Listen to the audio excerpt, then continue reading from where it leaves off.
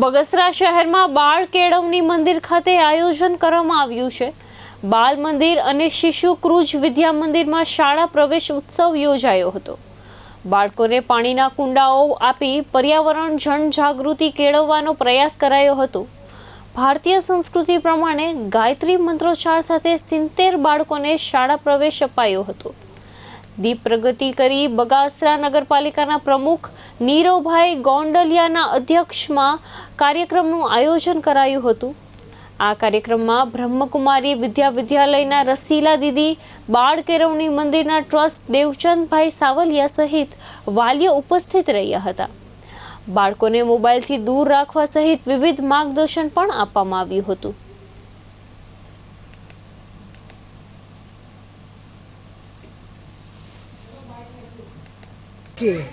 કન્યા કેળવણી મહોત્સવ અને શાળા પ્રવેશોત્સવ 2026નો શાળા પ્રવેશ યોજવામાં આવેલો અને એમાં અમારા બાળકોને ગાયત્રી વિધિથી પ્રવેશ આપવામાં આવેલો। કુલ 72 બાળકોએ પ્રવેશ લીધેલો છે અને અમે બાળકોના વાલીઓને ને બાળકોને પશુ અત્યારે જોઈએ છે કે પાણીની કેટલી અછત છે, માણસોને પણ પીવાનું પાણી નથી મળતું, તો પશુઓનું શું થાય એને ધ્યાનમાં રાખીને પર્યાવરણને વાલીઓમાં અને બાળકોમાં અત્યારથી જાગૃતિ આવે એને ધ્યાનમાં લઈને અમે જળકુંડા આપવામાં આવ્યા।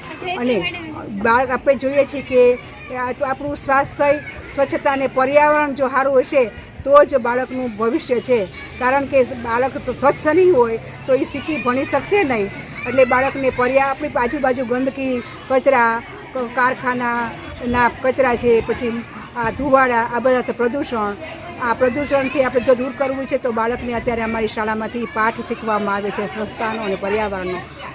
એને મેં અહીંયા બાળ કેળવણી મંદિરેથી જ એના અભ્યાસ માટે અહીંયા રાખેલી છે। અહીંયાનું કુદરતી વાતાવરણ, અહીંયાના શિક્ષકોનો પ્રેમભાવ અને બાળકોને જ્ઞાનની સાથે ગમ્મત અને સંસ્કારનું પણ સિંચન કરાવવામાં આવે છે, એટલે મને આ શાળા અને આ સંસ્થા વધારે ગમે છે।